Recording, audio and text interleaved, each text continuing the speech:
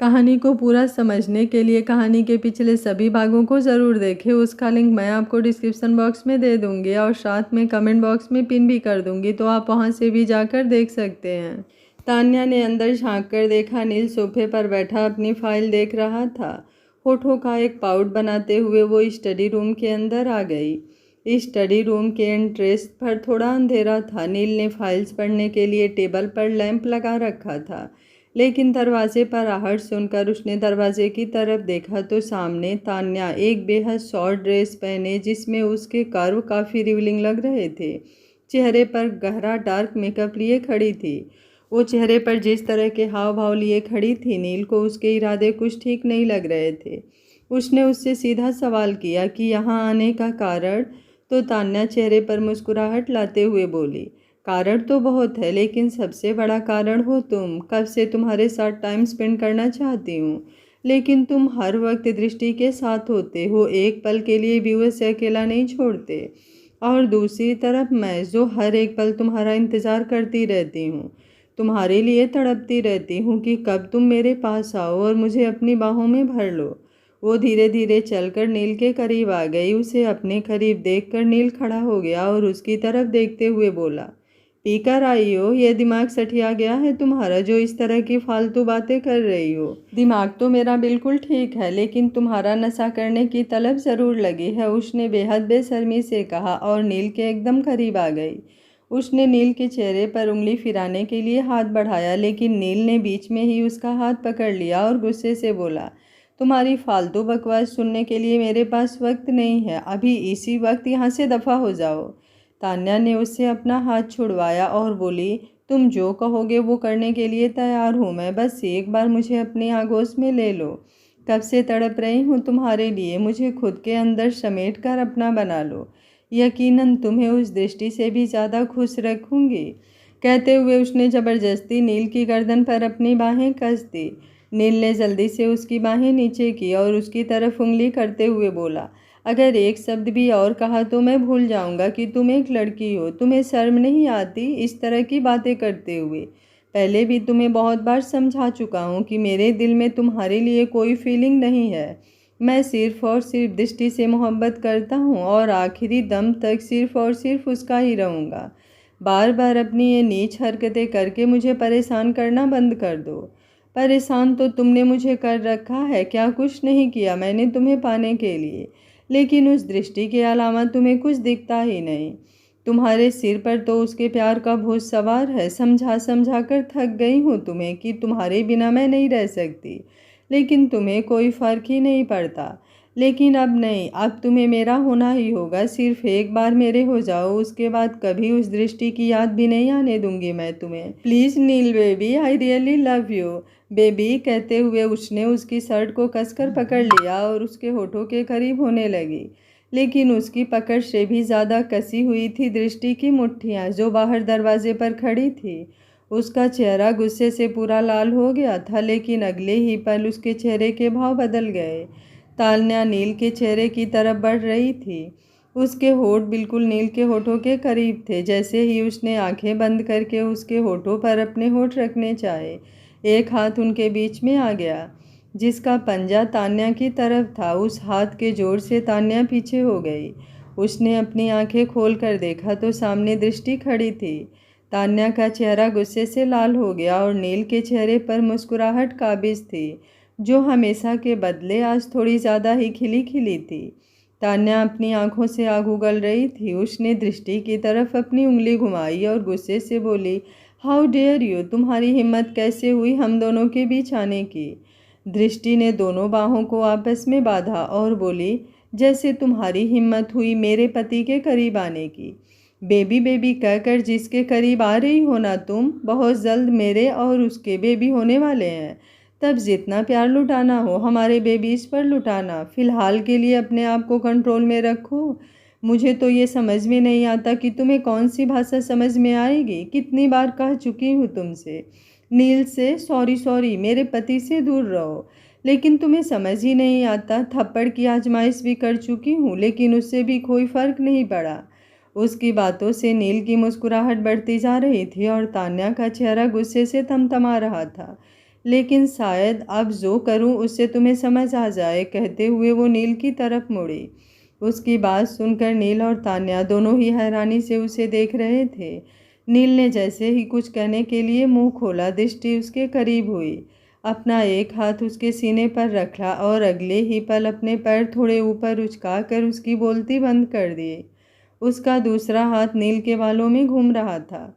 नील उसके इस स्टेप से बिल्कुल हैरान रह गया। आंखें पहले तो बड़ी बड़ी हो गईं, लेकिन अगले ही पल उसके एहसास में खोकर बंद हो गई। तान्या ये सब देखकर जल भून गई। उसने दांत भींच लिए। वो जैसे ही बाहर आने को मुड़ी, दृष्टि ने पीछे से उसका हाथ पकड़ लिया और उसकी तरफ देखती हुई बोली, चाहूँ तो जिस तरह मेरे पति के करीब आने की कोशिश करती रहती हो, एक पल में तुम्हें इस घर से फेंक कर बाहर कर दूँ। लेकिन उम्मीद करती हूँ थोड़ी शर्मलाज तुम में बची होगी।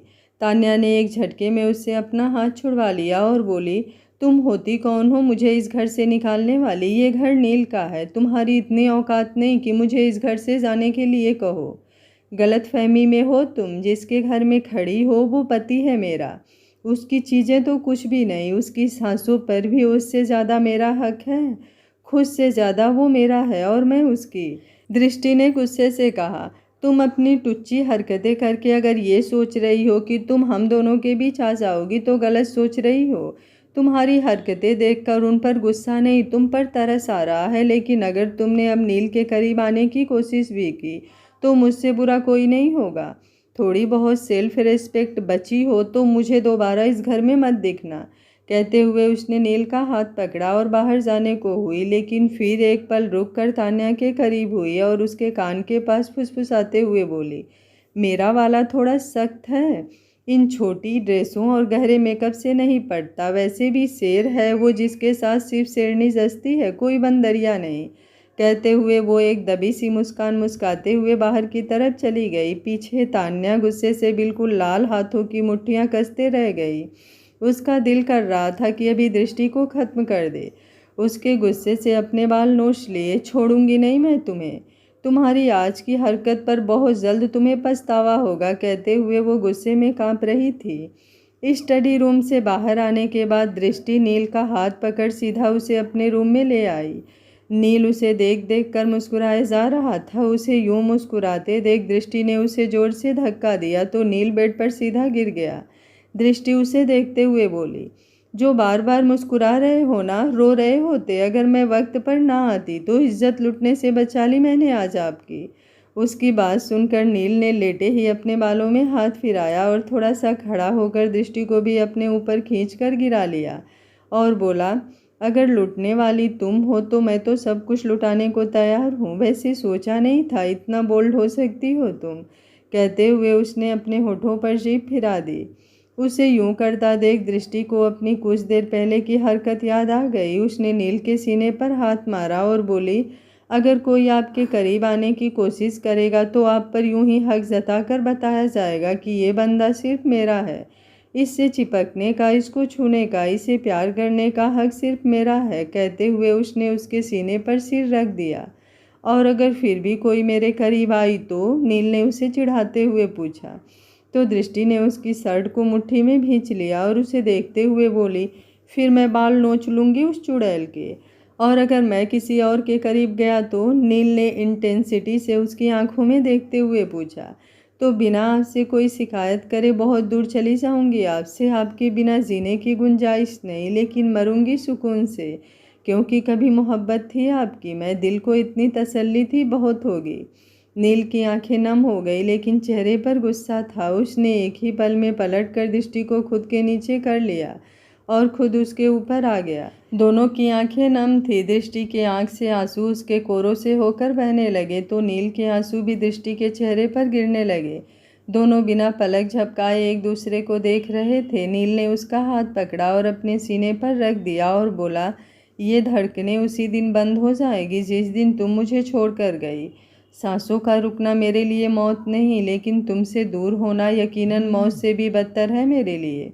उसने सीने पर रखा दृष्टि का हाथ कांप रहा था। नील ने उसे देखते हुए कहा, मेरी आंखों में क्या दिखाई दे रहा है तुम्हें? तो दृष्टि ने उसकी तरफ ही देखते हुए कहा, बेतहासा दर्द। चाहे तो जान ले लेना मेरी, लेकिन मेरी आंखों में ये दर्द मत आने देना कभी। नील ने रूठे हुए स्वर से कहा, बहुत कुछ खोया है मैंने अपनी ज़िंदगी में, लेकिन अब और हिम्मत नहीं। ये ज़िंदगी भी खो सकता हूँ लेकिन तुम्हें नहीं। तुमने खुद ही कहा था कि मेरी सांसों पर भी सिर्फ और सिर्फ तुम्हारा हक है। तो मुझसे दूर जाकर उन सांसों को मुझसे मत छीनना। सिर्फ सांसें ही नहीं, मेरी रूह में बसी है तुम्हारी मोहब्बत। मुझसे मेरी रूह मत छीनना। दृष्टि ने उसका चेहरा अपने हाथों में लिया और उसके गाल होठों से छू लिए और फिर उसके पूरे चेहरे पर अपने चुम्बनों की बरसात कर दी। नील के आंसू उसके होठों पर लग रहे थे, जो शायद दृष्टि की प्यास बुझाने की जगह और बढ़ा रहे थे। वो उसे कुछ देर यूं ही चूमती रही और फिर रुककर बोली, मुझे तो लगा था मेरा वाला दूसरों को रुलाता है, लेकिन खुद भी इतना रोता होगा मुझे नहीं पता था। सारी दुनिया के आगे फौलाद बनकर खड़ा हो सकता हूँ, लेकिन तुम्हारे सामने मोम की तरह पिघलने लगता हूँ मैं। पूरी दुनिया मुट्ठी में रखने की हिम्मत रखता हूँ, लेकिन तुम्हारे आगे तुम्हारी मोहब्बत का मुरीद बन जाता हूँ मैं। फिर एकदम से वो खड़ा हो गया। उसने दृष्टि को भी खड़ा कर दिया और फिर वापस बेड पर बिठा दिया और उसके सामने नीचे फर्श पर एक घुटना मोड़कर दूसरे घुटने की तरफ अपना सिर झुकाकर बैठ गया और बोला, पूरी दुनिया खुद के सामने झुकाने की हिम्मत रखता हूँ मैं, लेकिन खुद तुम्हारे आगे हर बार झुकना चाहता हूँ। नील मल्होत्रा किसी को खुद पर हक नहीं जताने देता, लेकिन अब खुद को पूरी तरह तुम्हें सौंपना चाहता हूँ। तुम्हारे अलावा मेरी ज़िंदगी में कोई लड़की तुम्हारे जितना मायने रखेगी तो वो सिर्फ़ और सिर्फ हमारी बेटी होगी। उसकी बातें सुनते हुए दृष्टि के चेहरे पर मुस्कान थी, लेकिन आंखों में आंसू झरझर बह रहे थे। वो सीधा जाकर नील के सामने बैठ गई और अगले ही पल उसके सीने से लग गई। नील ने उस पर अपनी बाहें कस दी। उसने दृष्टि को अपनी गोद में उठाया और ले जाकर बेड पर लिटा दिया और खुद भी उसके ऊपर झुक गया। वो दृष्टि पर लेटा तो हुआ था, लेकिन उसका सारा भार उसकी बाजुओं पर था। दोनों की नज़रों में एक अलग ही कशिश थी, एक अलग ही चमक थी। दोनों की सांसें तेज हो चली थी। दोनों की नज़रों में एक दूसरे के लिए मोहब्बत बेपनाह साफ देखी जा सकती थी। दृष्टि के गाल शर्म से लाल हो गए थे। उसने शर्माकर अपना चेहरा एक तरफ फेर लिया। नील ने अपने एक हाथ से उसका चेहरा अपनी तरफ किया। खुद पर उसकी नज़रों की तपिश आज दृष्टि से बर्दाश्त नहीं हो रही थी। होठ और गाल दोनों ही शर्म से लाल हो गए। उसने दोबारा अपनी नज़रें फेरनी चाही, लेकिन नील ने सिर नामे हिलाकर उसे रोक। दोनों एक दूसरे के करीबी में अलग ही एहसासों में खोए हुए थे। नील का एक हाथ दृष्टि के कमर से होते हुए उसकी गर्दन तक आया तो दृष्टि का रोम रोम सिहर उठा। मन में एहसासों की आधी सी चलने लगी। उसके सीने में शोर करती सांसें नील साफ देख और सुन पा रहा था। दृष्टि की तो सांसें ही हलक में अटकने लगी थी। नील का चेहरा दृष्टि के चेहरे के बिल्कुल करीब था। उसने धीरे धीरे अपने लब दृष्टि की तरफ बढ़ाए। दृष्टि की आंखें खुद ब खुद बंद हो गई। थोड़ी देर बाद नील उससे दूर हुआ तो दृष्टि ने आंखें खोलकर उसकी तरफ देखा, लेकिन अगले ही पल उसकी आंखें फिर से खुद ब खुद बंद हो गई। नील ने अपने लब उसकी गर्दन पर जो रख दिए थे। दृष्टि पूरी तरह कांप उठी। दृष्टि तो उसकी तरफ आंखें खोलकर देख भी नहीं पा रही थी। उसकी आंखों की तपिश को सहने की हिम्मत उसमें नहीं थी। नील के हर मोमेंट पर दृष्टि की धड़कनें बेकाबू हो रही थी। नील पूरी तरह उसे अपनी मोहब्बत में भिगो रहा था। दृष्टि के दोनों हाथ नील के हाथों में कसे हुए थे। उनकी उंगलियां आपस में उलझी हुई थी। लेकिन तभी बाहर से दरवाजे पर किसी ने नॉक किया। आवाज़ सुनकर दोनों ने दरवाजे की तरफ देखा और फिर एक नज़र एक दूसरे को देखकर खुद को संभालने लगे। दोनों ही अपनी बढ़ती सांसों को काबू में करने लगे। नील ने उसके माथे पर हल्के से चूम कर उसे वापस से लिटा दिया और खुद दरवाज़ा खोलने के लिए आगे बढ़ गया। उसने दरवाज़ा खोला तो सामने एक नौकर खड़ा था, जिसे देखकर नील का दिल तो यूं किया कि उसका गला दबा दे, लेकिन फ़िलहाल उसने अपने गुस्से पर कंट्रोल किया और उसके आने का कारण पूछा तो उसने बताया कि नीचे गेस्ट आए हुए हैं और आपका वेट कर रहे हैं। तो नील को याद आया कि थोड़ी देर पहले ही उसकी आदि से बात हुई थी और उसने उसे बताया था कि सब लोग आज यहाँ आने वाले हैं। नील ने उस नौकर से कहा कि वो दोनों 10 मिनट में नीचे आ रहे हैं। उनकी बात सुनकर नौकर ने हाँ में सिर हिलाकर नीचे चला गया तो नील दरवाज़ा बंद करके वापस आ गया। उसने देखा तो दृष्टि सो चुकी थी। शायद दवाइयों का असर हो या फिर थकावट हो गई होगी। उसने उसे यूं ही सोते रहने दिया और उसके माथे को हल्के से चूम कर वॉशरूम में चला गया। थोड़ी देर बाद नील नीचे हाल में आया। नीचे आदि और नैना आए हुए थे। नील आकर उन दोनों से मिला। सुजाता जी उनके लिए चाय नाश्ते की तैयारी कर रही थी। नील ने आदि से रंजना जी और राजेंद्र जी के बारे में पूछा तो उसने बताया कि उन दोनों को कोई ज़रूरी काम आ गया था, इसलिए वो उनके साथ नहीं आए, लेकिन थोड़ी ही देर में वो लोग यहाँ पहुँच जाएंगे। थोड़ी देर इधर उधर की बातें करने के बाद आदि ने नील से कहा कि हम दोनों चाहते हैं कि हमारे साथ तुम्हारी और दृष्टि भाभी की भी शादी हो। उसकी बात सुनकर नील एकदम हैरान हो गया तो नैना ने उसे देखते हुए कहा कि दृष्टि हमेशा से उसके साथ रही है। इसके अलावा कभी उसकी कोई दोस्त नहीं रही। चाचा चाची के साथ भी उसका रिश्ता अच्छा नहीं था, इसलिए कभी वो किसी के साथ ज़्यादा बातें शेयर नहीं करती थी, लेकिन उसके सामने हमेशा अपना दिल खोल कर रख देती थी। बड़े ही छोटे छोटे ख्वाब थे उसके, लेकिन वो ख्वाब बहुत हसीन थे। शादी को लेकर कई सपने सजाए थे उसने, लेकिन जिस तरह से उसकी शादी आपके साथ हुई वो सारे ख्वाब ख्वाब ही रह गए। वो कभी शिकायत नहीं करती, लेकिन जब आपकी शादी हुई थी तो उसके चेहरे पर मायूसी देखी थी मैंने। शायद ही वो आपसे कभी कुछ कहे, लेकिन मैं चाहती हूँ कि आप उसके वो सारे ख्वाब पूरे करें जो उसने अपनी शादी को लेकर देखे थे। नील को उसकी बात सुनकर अपनी शादी का वक्त याद आ गया, कैसे उसने दृष्टि को मजबूर करके उससे शादी की थी। उस वक्त कितना टूट गई थी वो। सच ही तो था, हर लड़की ने अपनी शादी को लेकर हजारे सपने होते हैं, लेकिन उसने अपनी ईगो में आकर दृष्टि के वो सारे सपने तोड़ दिए। नील का ध्यान फिर से नैना की बातों पर गया। हमेशा सिंपल सी बनकर रहती थी दृष्टि, ना कभी कोई मेकअप और ना ही कभी कोई फालतू फैशन करती थी, लेकिन हमेशा कहती थी कि अपनी शादी के दिन वो अपने फेवरेट फैशन डिज़ाइनर नवीन मल्होत्रा के डिज़ाइन किए कपड़े पहनेगी। कभी अपने हाथों पर मेहंदी नहीं लगवाती थी, क्योंकि वो चाहती थी कि वो अपनी शादी पर भर भर कर मेहंदी लगवाए और उस मेहंदी के रंग में अपने पति के प्यार को ढूंढे। उसे हमेशा से सपने आते थे कि उसका दूल्हा घोड़ी पर बैठकर आएगा और उसे ख्वाबों की दुनिया में ले जाएगा, जहाँ पर उसके लिए बेशुमार मोहब्बत होगी। हमेशा प्यार को तरसती रही है वो, इसलिए इस एक रिश्ते में दुनिया जहान की खुशियाँ, दुनिया जहान की मोहब्बत ढूंढना चाहती थी वो। उसके लिए शादी सिर्फ एक बंधन नहीं, बल्कि 7 जन्मों का वो अटूट बंधन है, जिसे वो सिर्फ जीते जी नहीं, मरते दम तक भी निभाएगी। उसकी बातें सुनकर नील को गिल्टी फील हो रहा था। कितना गलत किया था उसने दृष्टि के साथ।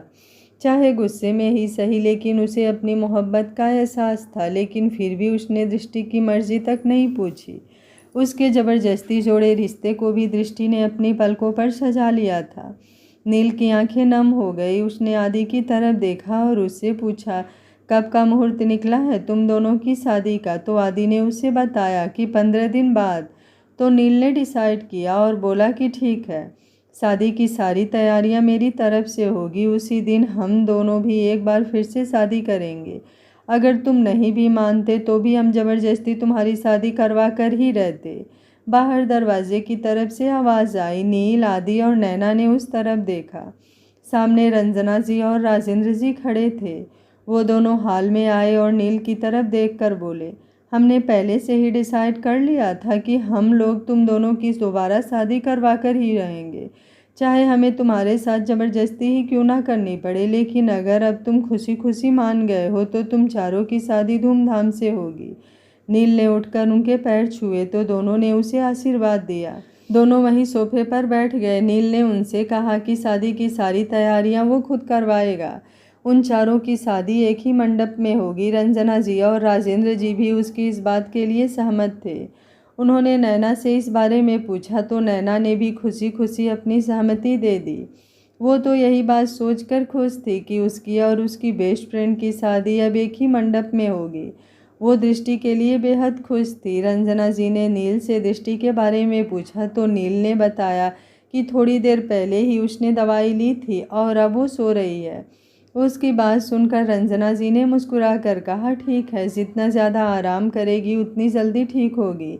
अंजलि भी तब तक कॉलेज से आ गई थी। वो भी रंजना जी और राजेंद्र जी के गले मिली। सब हंसी खुशी चाय नाश्ता करने में लगे थे। ऊपर खड़ी तान्या उन सबकी बातें सुन रही थी। नील और दृष्टि की दोबारा शादी की बात सुनकर उसकी मुट्ठियाँ कस गई। उसने अपने जबड़े भींच लिए और मन ही मन बोली, ये शादी तो मैं हरगिज नहीं होने दूंगी। अगर तुम्हारी किसी के साथ शादी होगी तो वो सिर्फ और सिर्फ मैं हूँ। तभी कुछ सोचकर उसके चेहरे पर स्माइल आ गई और वो खुश होते हुए वापस अपने रूम में चली गई।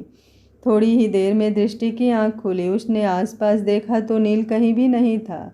वो बेड पर अकेली थी। उसे थोड़ी देर पहले की बात याद आई तो उसके चेहरे पर मुस्कुराहट तैर गई और आंखें शर्म से झुक गई। उसके गाल लाल होने लगे थे, लेकिन फिर उसे याद आया कि किसी ने दरवाज़ा नॉक किया था तो वो झट से उठकर बैठ गई। उसने अपने आसपास देखा तो एक स्लिप पड़ी थी। उसने उसे उठाया और खोल कर देखा तो उसमें लिखा था, नीचे आदि और उसकी फैमिली आई है। अगर बेहतर फील करो तो नीचे आ जाना, नहीं तो चुपचाप वहीं पर आराम करना। और ये मेरी रिक्वेस्ट नहीं, मेरी वार्निंग है। नील की प्यार भरी वार्निंग पढ़कर दृष्टि के चेहरे पर फिर से मुस्कान काबिज हो गई। उसने वो स्लिप रखी और वॉशरूम में फ्रेश होने चली गई। थोड़ी ही देर में नीचे आई तो सब लोग बैठकर आपस में बातें कर रहे थे। उसने आकर रंजना जी और राजेंद्र जी के पैर छुए। आदि को हाय बोलकर वो नैना के गले लग गई। नील की नज़रें उसी पर थी, पर दृष्टि ने उसे एक बार भी नहीं देखा।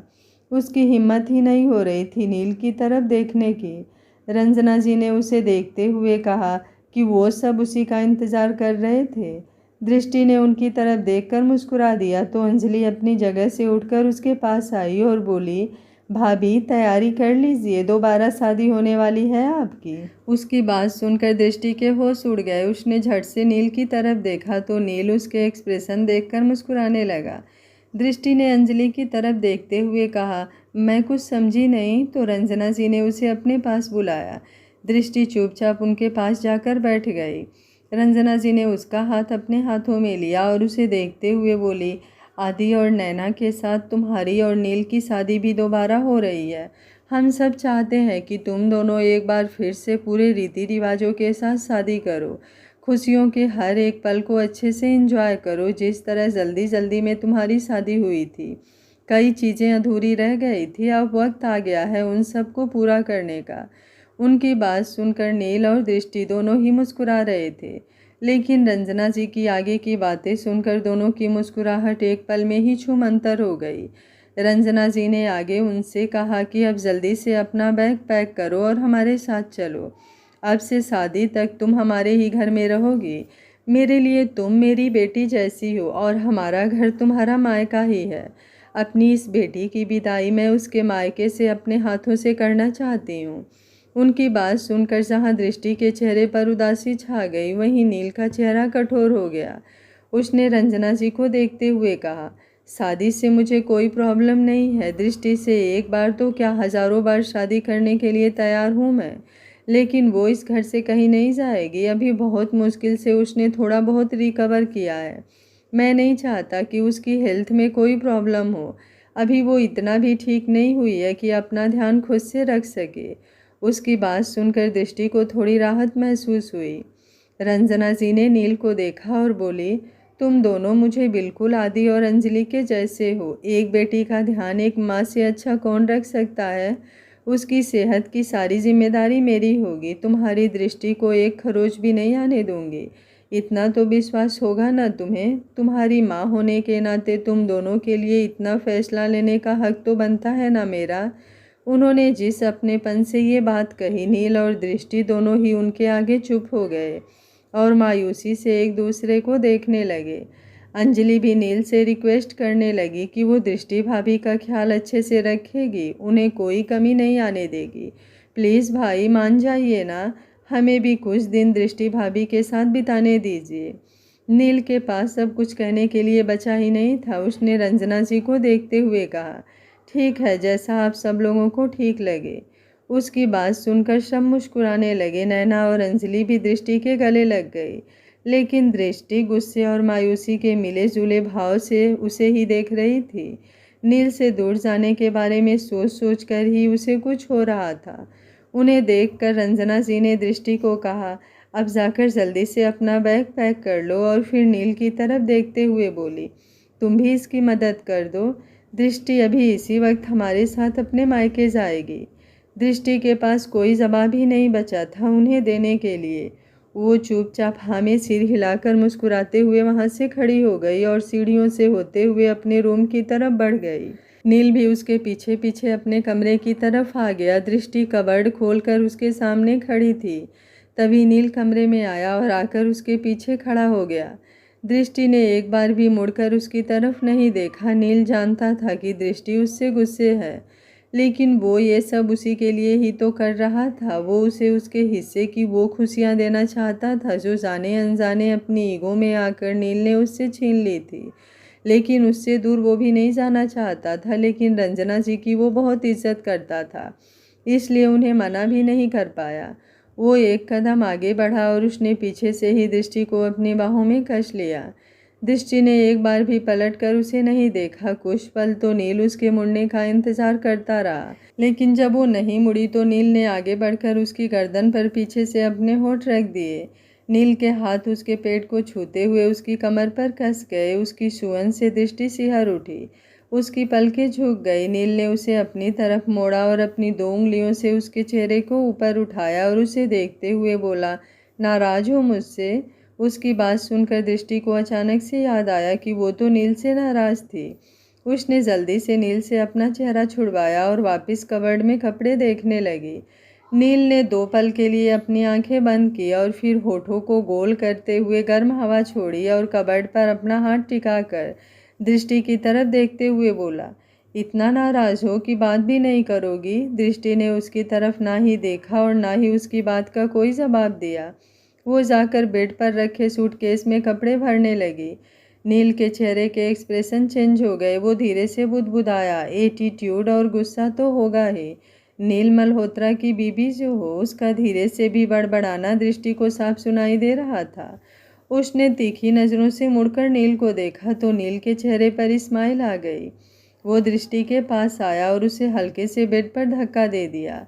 दृष्टि, जो उसके इरादों से बिल्कुल अनजान थी, एकदम से बेड पर लेट गई। वो खड़ी होती उससे पहले ही नील उसके ऊपर झुक गया और उसे पूरी तरह से अपनी बाहों में घेर लिया। दृष्टि ने अपना चेहरा फेर लिया तो नील उसके गाल पर अपनी नाक को रब करने लगा। दृष्टि को गुदगुदी हो रही थी। उसने अब अपना चेहरा दूसरी तरफ फेर लिया तो नील उसके दूसरे गाल पर अपने नाक को रगड़ने लगा। दृष्टि से अब अपनी हंसी कंट्रोल नहीं हो रही थी। वो हंस पड़ी और फिर नील की तरफ देखते हुए बोली, मुझे तो आप नाराज़ भी नहीं रहने देते। एटीट्यूड और गुस्सा दिखाऊं भी तो कैसे दिखाऊं? तुम्हारी नाराज़गी पर तो मेरी मोहब्बत कुर्बान, लेकिन फ़िलहाल मैं तुम्हारी इस नाराज़गी के चक्कर में समय बर्बाद नहीं करना चाहता। थोड़ी ही देर में तुम रंजना माँ के साथ चली जाओगी। उसके बाद ना जाने कब तुम्हारे करीब आ पाऊँगा, कब तुम्हें जी भर कर देख पाऊँगा। तुम्हारे बिना एक पल भी चैन नहीं आता। पता नहीं 15 दिन कैसे रह पाऊँगा। मेरी सिर्फ मोहब्बत ही नहीं हो तुम, मेरी आदत हो तुम, ज़रूरत हो तुम, इस दिल की धड़कन हो तुम, इस जिस्म की जान हो तुम। जान निकलने को होती है तुम्हारे बिना। कहीं उसकी बात पूरी होने से पहले ही दृष्टि ने उसके मुंह पर अपना हाथ रख दिया और रूधे स्वर में बोली, फिर क्यों दूर कर रहे हो खुद से? मैं नहीं कहती कि आपसे ज़्यादा तड़पूंगी मैं, लेकिन मेरी तड़प आपसे कम भी नहीं होगी।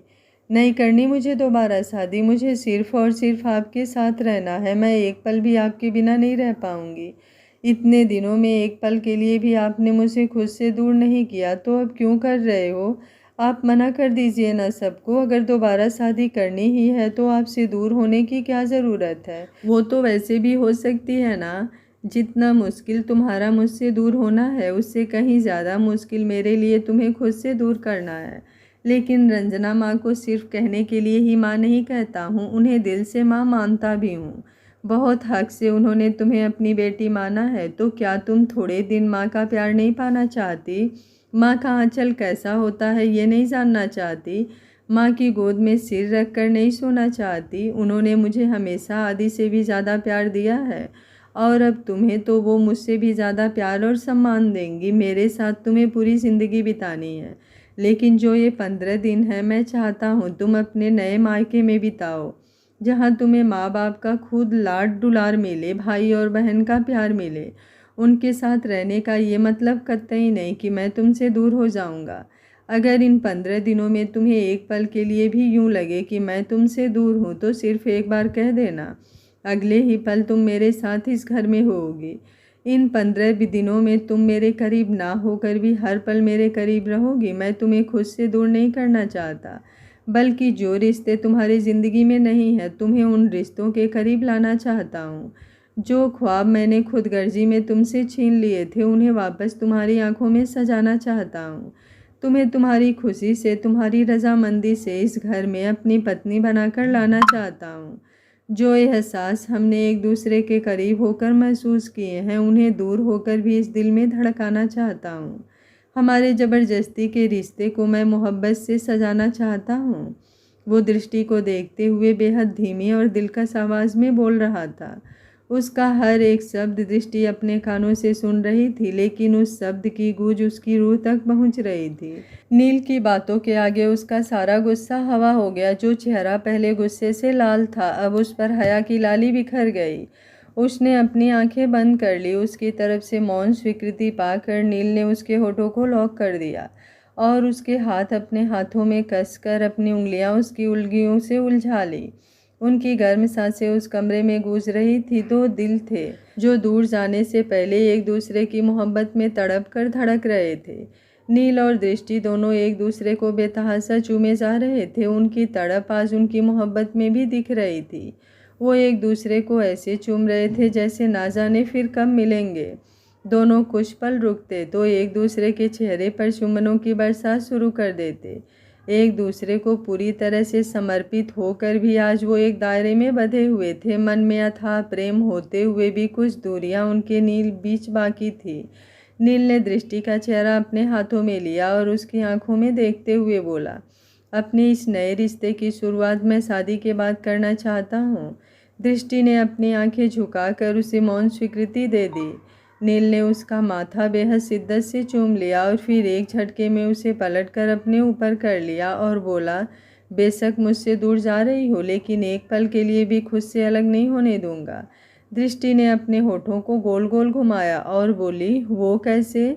नील हल्का सा मुस्कुराया और बोला, वो बहुत जल्द तुम्हें पता चल जाएगा।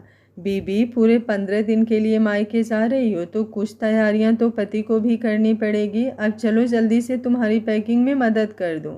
अच्छा, आप मेरी मदद करेंगे? फिर थोड़ा रुक कर बोली, चलिए मैं भी देखूं कैसी मदद करते हैं। अब तो नील उसे लेकर खड़ा हो गया और फिर कबर्ड में कपड़े चेक करने लगा।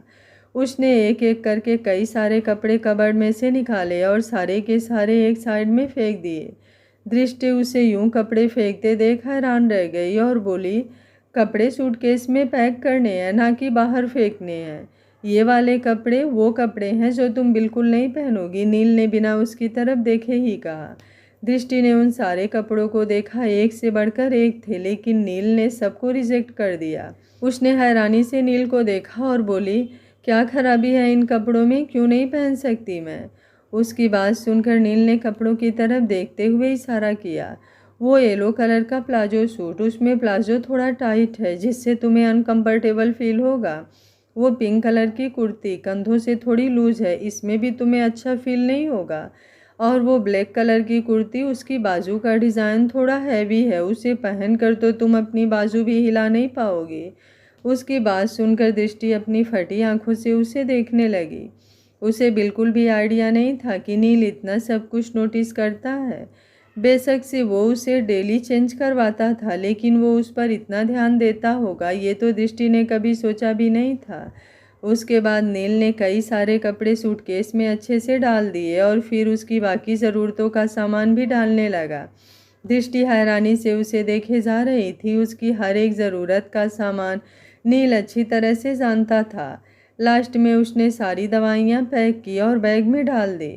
दृष्टि ने उसे रोका और बोली, कम से कम बता तो दीजिए कौन सी दवाई कब लेनी है। तो नील उसके पास आया और बोला, थोड़े दिन अपने मायके जा रही हो, मुझसे अलग नहीं हो रही। दृष्टि ने अपनी भौहें उचकाते हुए उसे देखा तो नील ने उसका चेहरा अपने करीब कर उसके माथे पर अपने होठ रख दिए और हल्के से चूम कर उसका हाथ पकड़कर रूम से बाहर आ गया। नीचे सब उन्हीं का इंतज़ार कर रहे थे। उन्हें देखकर सबके चेहरे पर मुस्कान आ गई। थोड़ी देर बातें करने के बाद रंजना जी और राजेंद्र जी ने नील से कहा कि अब वो लोग चलते हैं। घर में दो दो शादियां हैं तो तैयारियां भी डबल करनी होगी। नील ने उनकी बात सुनकर हल्के से मुस्कुरा दिया। दृष्टि भी सुजाता जी से मिलने चली गई। सब लोग बातें करते करते दरवाजे तक पहुंच गए थे। जैसे ही वो सब लोग दरवाजे से बाहर आए, दो गाड़ियां जिनमें हर गाड़ी में 4-4 लोग बैठे थे, जो बॉडीगार्ड्स की तरह लग रहे थे, उनके सामने आकर रुकी।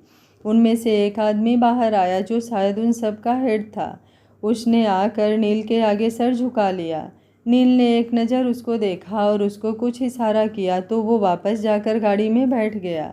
रंजना जी और राजेंद्र जी हैरानी से उसे देख रहे थे।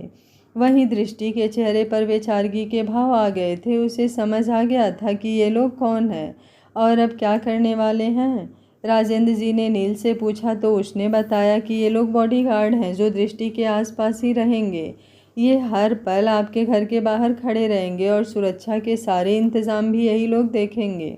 रंजना जी ने कुछ कहना चाहा लेकिन राजेंद्र जी ने उन्हें इशारे से मना कर दिया और बोले, ठीक है, वैसे भी पिछले दिनों जो कुछ हुआ उस हिसाब से तुमने बिल्कुल ठीक किया। सब एक एक करके गाड़ी में बैठ गए। लास्ट में दृष्टि भी अपनी भारी कदमों से चलते हुए गाड़ी में जाकर बैठ गई।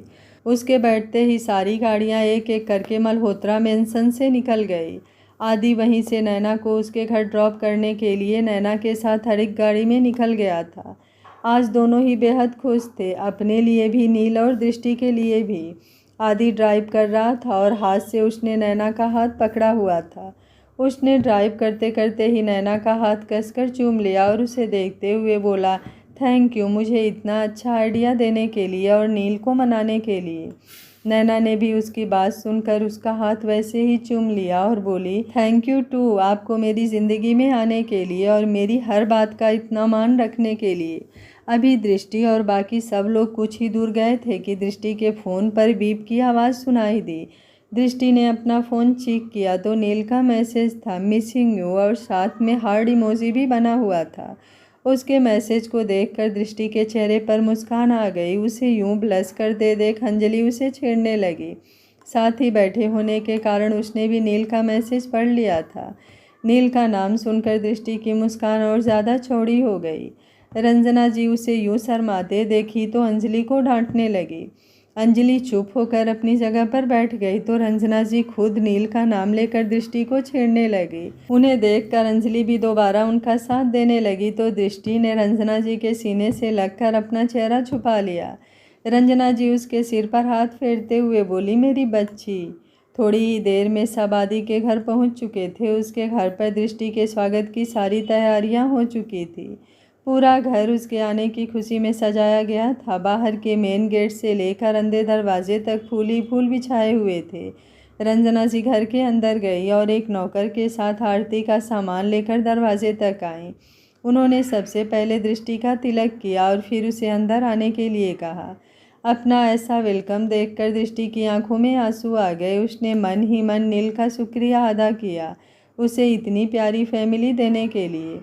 थोड़ी देर हॉल में बैठकर सबने बातें की। उसके बाद रंजना जी ने दृष्टि को अंजलि के साथ उसके रूम में भेज दिया। रंजना जी ने नौकर के हाथों दृष्टि का सारा सामान भी उसके कमरे में भिजवा दिया था। दृष्टि रूम में आई ही थी कि उसका फ़ोन बजने लगा। उसने देखा तो नील का फ़ोन था। उसने झट से फ़ोन उठा लिया। पहुंच गई मेरी रानी साहिबा अपने मायके? नील ने उसके फ़ोन उठाते ही पूछा। पूछ तो ऐसे रहे हो जैसे अब तक तो आपको खबर ही नहीं हुई होगी। दृष्टि ने भी उसके अंदाज में जवाब दिया।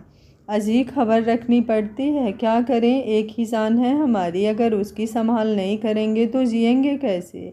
अब तो आपके लिए ही जीना है। अच्छा ये बताओ वहाँ पर जाकर कैसा लगा सब? उसका सवाल सुनकर दृष्टि की आंखें फिर से नम हो गई। वो भर्राए हुए गले से बोली, थैंक यू मुझे इतनी अच्छी फैमिली देने के लिए।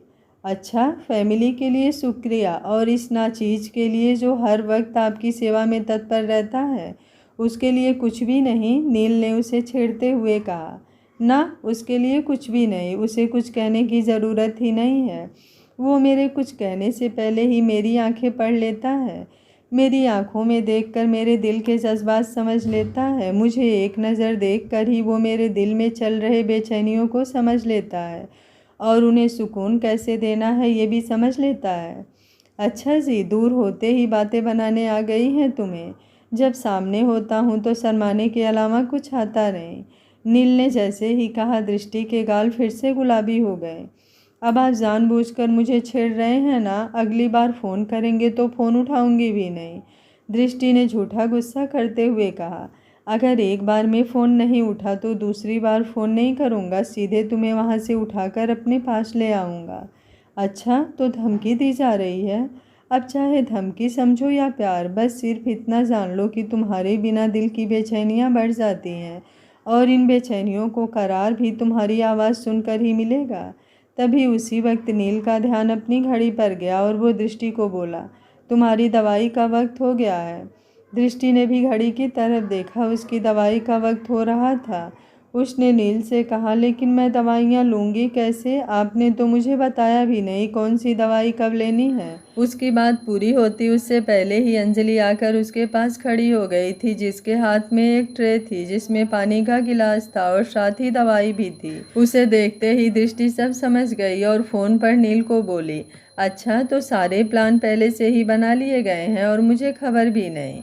बातें बाद में, पहले चुपचाप दवाई लो। जानता हूँ दवाइयों के मामले में कितनी लापरवाह हो तुम, इसलिए तुम्हारे भरोसे तो मुझे बिल्कुल भी नहीं छोड़ सकता मैं। नील ने फ़ोन पर ही कहा तो दृष्टि ने मुंह बना लिया और चुपचाप दवाइयाँ ले ली और फिर अंजलि को देखते हुए बोली, आप पता करवा लीजिए अपनी खबरी से मैंने दवाइयाँ ले ली है या नहीं। वो तो मैं पता करवा ही लूँगा, लेकिन तुम अपने छोटू से दिमाग पर जोर डालने की बजाय अब चुपचाप रेस्ट करो। उसकी बात सुनकर दृष्टि ने दोबारा से मुंह बना लिया तो अंजलि को हंसी आ गई, लेकिन उसने अपनी हंसी जल्द ही कंट्रोल की और फिर रूम से बाहर चली गई। ठीक है, फ़ोन रख रही हूँ। तो नील की आवाज़ उसके कानों से टकराई। आराम करने को कहा है, फ़ोन काटने को नहीं। फ़ोन अपने पास रखो और चुपचाप लेट जाओ। आपको मेरे अलावा और कोई काम नहीं है क्या? जब पास थी तब भी सारा ध्यान मुझ पर होता था और अब दूर हूँ तो भी सारा ध्यान मुझ पर ही है। ऐसे रहा तो बिजनेस बंद होने की कगार पर आ जाएगा। उसने यूं ही बेफिक्री से कह दिया, मेरे लिए सबसे ज़्यादा ज़रूरी तुम हो, सिर्फ तुम और कुछ नहीं। नील मल्होत्रा जो करता है पूरी शिद्दत से करता है। अपनी ज़िंदगी में इतनी मेहनत कर चुका हूँ कि पूरी ज़िंदगी तुम्हारे साथ चैन से गुजार सकता हूँ। तुम्हारी ऐसी कोई ख्वाहिश नहीं होगी जो मैं पूरी ना कर पाऊँ। नील ने थोड़ा गंभीर होते हुए जवाब दिया, मेरी हर ख्वाहिश आपसे शुरू होती है और आप पर ही खत्म। आप साथ हैं तो ज़िंदगी सुकून से भरी होगी। दृष्टि ने कहा। नील उसकी बात सुनकर चुप हो गया। दृष्टि ने भी फ़ोन अपने सीने से लगा लिया। उसकी धड़कनों की आवाज़ नील को फ़ोन पर साफ सुनाई दे रही थी। वो स्टडी रूम में चेयर पर बैठा था। उसकी धड़कनों की आवाज़ सुनकर उसको सुकून मिला। उसने भी अपने फ़ोन को सीने से लगा लिया। थोड़ी देर बाद नील के दूसरे फ़ोन पर किसी का फ़ोन आया। उसने फ़ोन आंसर किया। सामने से उसके मैनेजर की आवाज़ आई, आप श्योर हैं ना बॉस, आप यही करना चाहते हैं? मतलब आपने सब अच्छे से सोच लिया है ना? उसने थोड़ा डरते हुए ही ये बात कही थी। तुमसे जितना कहा जाए उतना ही करो, जुबान और दिमाग उतना ही चलाओ जितना ज़रूरी हो। सैलरी मेरे आर्डर सुनने की मिलती है, तुम्हें मुझे सलाह देने की नहीं। नील ने गुस्से में उसे डांटा। सॉरी बॉस, मैं आगे से ध्यान रखूंगा, उसके मैनेजर आकाश ने डरते ही जवाब दिया। Good for you. अगले आधे घंटे में सारे डॉक्यूमेंट्स मुझे मेरे ऑफिस केबिन में चाहिए। मैं आधे घंटे में ऑफिस पहुंच रहा हूँ, कहकर उसने फ़ोन काट दिया। दूसरे कान पर लगा। एयरपोर्ट पर अभी भी दृष्टि के सोने की मंद मंद आवाज़ें आ रही थी। उसने उसे यूं ही लगाए रखा और अपने रूम में चला गया। ब्राउन कलर के 3 पीस बिजनेस सूट में रेडी होकर वो ड्रेसिंग के सामने खड़ा था। परफ्यूम अपने कानों के पास छिड़क कर, अपने सिल्की बालों पर एक हाथ फेर कर, खुद को एक नज़र देखकर वो अपने रूम से बाहर निकल कर सीधा ऑफिस के लिए निकल गया। आज कई दिनों बाद वो ऑफिस आया था। उसके ऑफिस की गर्ल्स एम्प्लॉयज़ के दिल तो पहले ही टूट चुके थे उसकी शादी की खबर सुनकर। उसे ऑफिस में देखकर सब खड़े हो गए और सिर झुकाकर उसे गुड मॉर्निंग विश करने लगे। बिना किसी को देखे और जवाब दिए वो शेर की चाल चलता हुआ सीधा अपने केबिन में आया। लेकिन पीछे लड़कियां आहें भरती रह गईं कि काश उनके बास ने एक नज़र उन्हें देखा होता। उसके आने से पहले ही उसके टेबल पर डॉक्यूमेंट्स रेडी थे। उसने वो डॉक्यूमेंट्स उठाए और उन्हें पढ़ने लगा। तभी उसके केबिन का गेट खुला। उसमें से आदि अंदर आया और नील को देखते हुए बोला, ये मैं क्या सुन रहा हूँ? तूने इतना बड़ा डिसीजन ले लिया और मुझे बताया भी नहीं। तू जानता है ना तू क्या कर रहा है? बच्चा नहीं हूँ मैं जो हर किसी को पूछता या बताता फिरूँ। उसने फाइल में नज़रें गड़ाए हुए ही कहा। लेकिन क्या दृष्टि भाभी जानती हैं कि तू अपना सब कुछ उनके नाम कर रहा है? अपना घर, प्रॉपर्टी, बिजनेस, सब कुछ। आदि ने भी आगे से सवाल कर दिया और फिर एक पल रुक कर, नहीं जानती ना, और तू उन्हें बताएगा भी नहीं क्योंकि वो तुझे ऐसा कुछ करने ही नहीं देंगी। उसे पता हो ये ज़रूरी नहीं है, और एक बार सब लीगली कंप्लीट हो जाए मैं खुद उन्हें सब बता दूंगा। नील ने उसे फिर से जवाब दिया।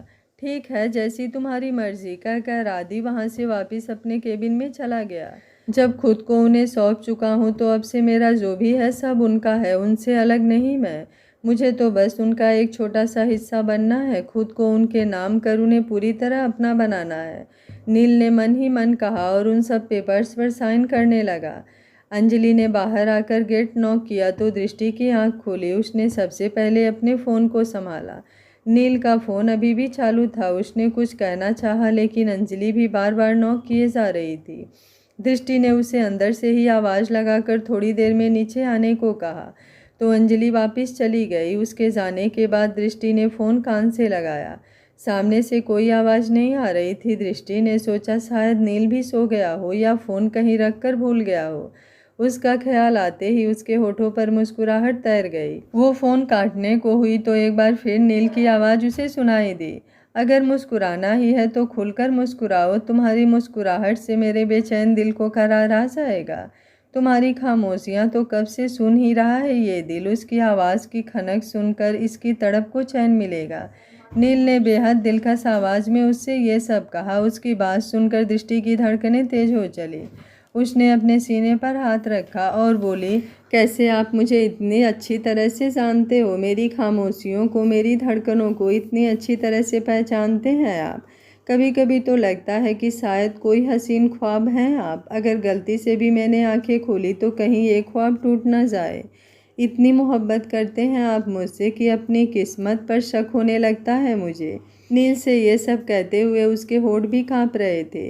करीब होती तो इन बढ़ती धड़कनों को अपने सीने से लगाकर इन्हें शांत कर देता मैं।